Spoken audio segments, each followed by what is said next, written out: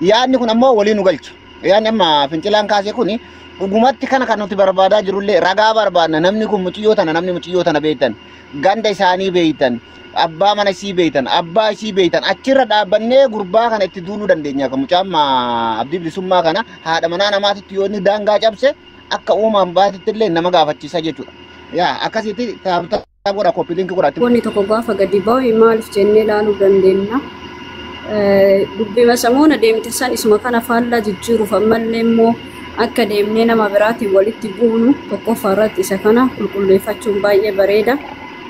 Namootni waan kana gadi fidan eessaa gadi fidan maaliif yeroo kanatti dhufeen illee sakanni jennee osoo ofirra dhaabbannee ilaallee baay'ee bareeda. Irra caalaatti immoo gurbaan kun maal akka ture kalee maal akka inni hojjechaa ture hin beekna.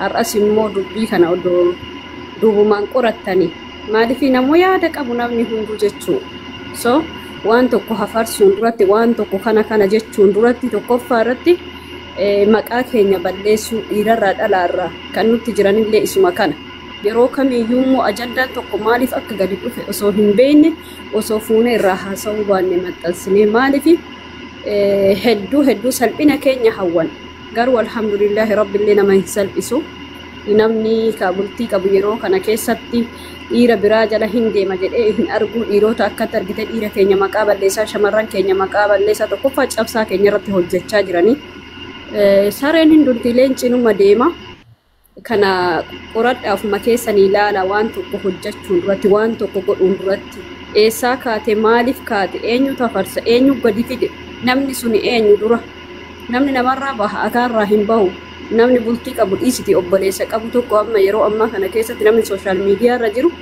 namaan na arga an nama haadha ijoolleeti jetti ishiin illee nama sammuun hin dalagne yoo ta'een alatti sii gala mucaan kun immoo maalirra ture maal hojjechaa ture hundi keenya iyyuu ni beekna jibbaa namaallee hin qabnu akka ammallee immoo deebine waanuma wal fakkaataa kaleessaa san ofirraa dabarsanii argite balaan kara biraatiin ka'uu barbaadaniiti kan ammoo ija qalbii qabduun ilaala hin jedha kanumaan dubbachuu barbaada inshaallah waan tokko gaafa nuu kennamee irratti hubadhaati ilaala wal arrabsuu walirratti duuluu dhiisati kanumaan jechuu barbaada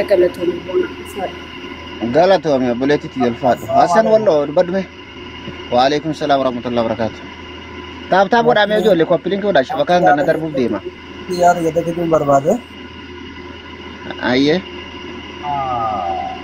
Abis atau mungkin satu akka lupa mata yakin asa.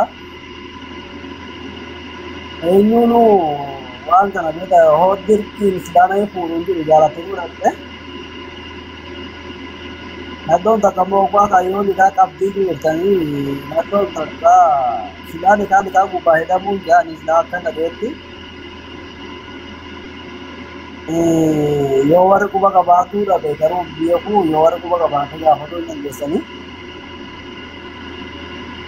yoo nikaa qabaattes kun saafiif tahee naannoo fandaraa olii gad deemtu nooroo isaatiif hin taatu isa harkaa baatus dhugaadha. Kanaafuu qoradhaatii waan kana beekan ba'a yaa'anii akka mukaan irratti Naannoo yoo nikaa qabaattes teessa bira dhaquun kun baatii guddaadha waajjira guddaadha. Harka dhiyaattiinis garuu ofii mana arbaa jirti jirti bu'uuri walbeeku jaalatanii mudhatte. Isaaniifuu waan biraa keessa darbe makaasinaadha nyaata waan darbetti waan karaa sana Nuni kas hin jiru nuni badeen kas hin jiru naannoo takka namni nama irraa fuudhu kas hin jiru barbaachisaa. Gosa waldaa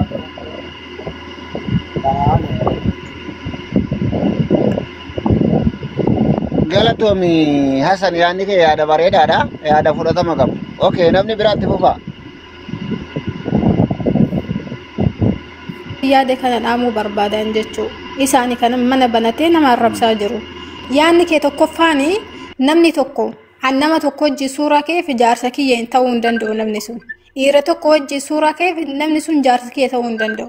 Okay namichi kunis namni si suuraa waliin kaate kun jaarsa ta'uu danda'a jaarsallee ta'uu maluu dhabe. Sini galeemi nama kan addaan baafatanii mucayyoon kun mucaa suura waliin kaate kun jaarsasiiti moo mucayyoon kun arsii keessaa eessa akka taate hin beekan zim jedhaniituma isiin abdii bira dhatteef iyyaa jiranii jechuu.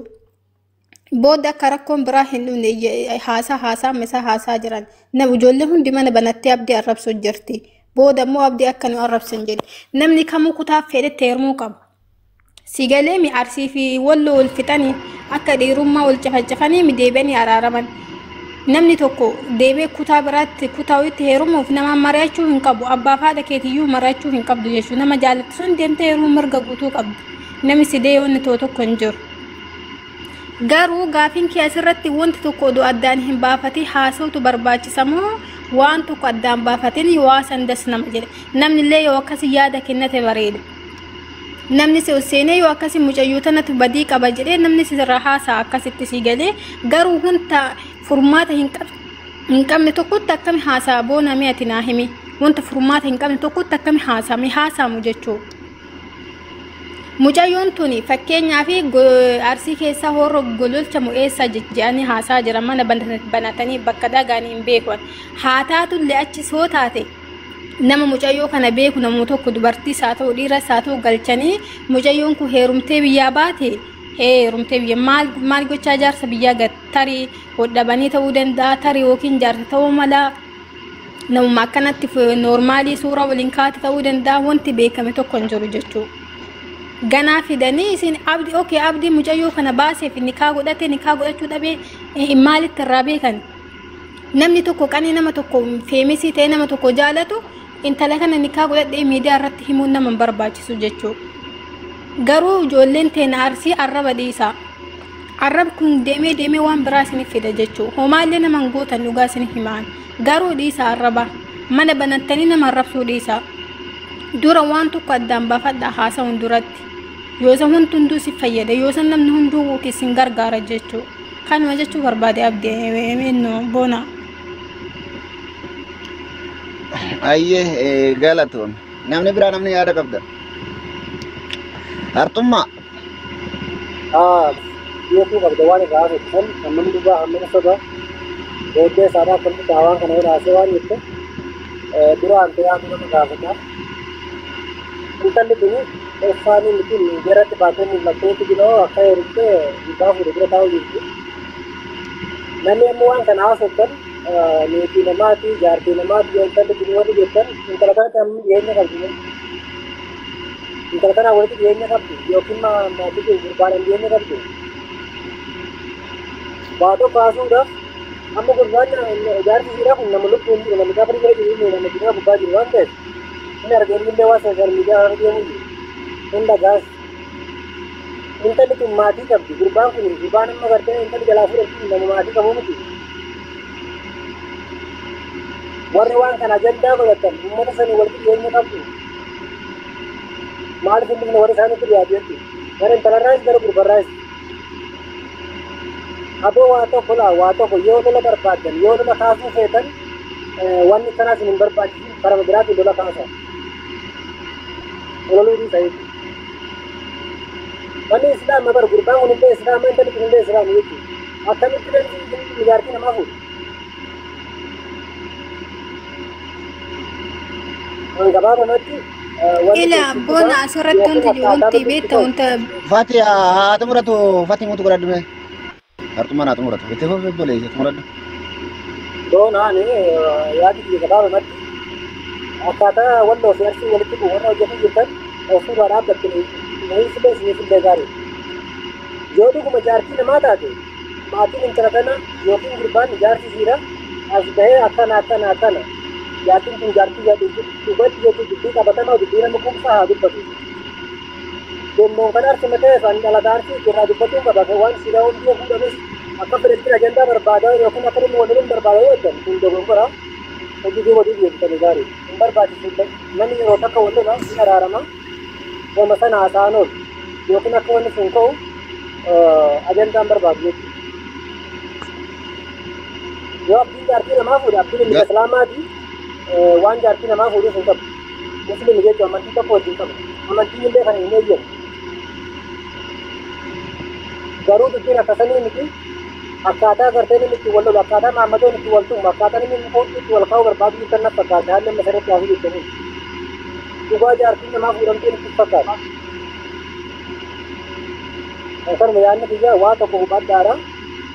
Namni gartee dogongoree arraba kana keessa namni wallootu dhufa waan kanarraa dhaabbattee natti. Galatoome yaada keetiif obboleessoo. Hayyee namni biraatti fufa. Namni ammoo seente kun eenyu? Adam. Waalaikum salaam warahmatullahi wabarakatuh. Akkami nagaa ammata?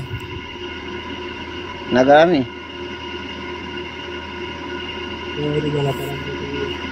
Anillee nagartee yaaduma namni hunduu raasa'u jira haasa'ee. Ajandaan kun deemuu wanni barbaadan alamata gartee dhiirumaa fi dhiira walitti buusuu barbaada malee yoo dhugaa rabbitti ragaa qabaatanii intaloon tun jaarsa qabdi kinaa namaa teettan nu akka wallootti duraan dhaabbanna abdiin ganda keenya. Kuni ganda lamman walitti buusuudha malee kunaasaa dhalaatii dhalaan yaa'ina kunaasaa dhalaatii mucaan fuudhee yookiin haasaa ta'uu maattee jaartii namaa ta'uu maatte fuudhuu qaba mirga qaba namni abbaa jaalatte fuudhuu qaba gartee shari'aan ganda walloorraa fi arsirraa namni fuudhin jiru shari'aan agartee abbaa fedhe gartee maa gartee amaaraan taane yoo islaama taate fuudhaa jee kuni waan agartee ajandaa barbaadu malee waan biraatiin miti abdiin kinaa namaa yoo fuudhe namni qaalicha kami namni kinaa namarratti kinaa jiraaboo fayyaa qabu uummanni ajandaa barbaadna beektan malee jaartii namaa namni fuudhee kinaa hidhatu hin jiru yoo ijaazaa taate saa ijaazaa. Saniin alatti kun hinaafaa jaamaa kun gartee dhalaan dhiira walitti buusuu barbaaddi dhiirri lamman ammoo objettee namni gartee obbeettan gartee walitti dubbadhaati ajandaa dubbii qabatama ragaa fuudhaa saniin alatti nu akka wallootti abdii itti dubbannaa hoo jaartiin kinaa qabaattee jaartii namaa taate san eenyumtu akka islaamatti kun waan dhoorka barbaachisaa miti. Namni wal jaalate abbaa fedhaa ta'u walitti cabsuu qaba qilleessa irratti wal loltaa namni qilleessa sun. Namni lafarratti jaalalli gartee ganda hin qabdu bibi. Saniif waan hin joon qabu dubbiin tuni ajandamaaf malee loluma gartee darbe sani sanumaaf malee kuni waan agartee waan miraa keessa nama gashuu miti. Saniifuu simmee dubbii gartee ragaa fudha gartee jettee jaartii qabdii ganda akkanaatti arsii fi harargeedha kun hin dalagu. Mucaan fuudhee haraami fuudhee halaal isaa fuudhamee halaal ofii fuudhetti gartee meedarra baasee kolfumaaf malee ajandamaaf malee waan biraatiif himi yoo halaal isaa ta'u maatte sun sirrii jala yaati qoradhaa bakkaan gaha. Ane sumarratti dhaabbadha galatoomi Adam ulfaadhu yaada keetiif. Maamme welcome baga nagaan dhufte. Salaamu alaikum. Waalaikum salaam warahmatullahi wabarakatuh. Mana ke qurxummii dabalaa jabaa